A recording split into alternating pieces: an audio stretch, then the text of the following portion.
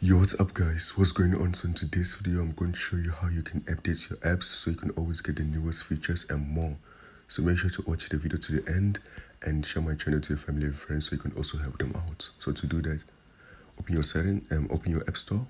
Dock, Maps, Messages, Mail, App Store. Double tap to App Store, today, November 12th, heading. Then right here, you're going to look for your account.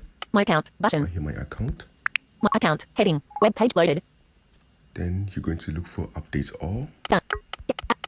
Redeem, send gift, add money, personal, update all, 1, button. Here.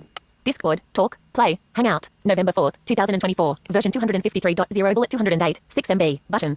So I've got Discord, so I'm just going to go and update all. Update all, 1, button, update all, 1, dimmed.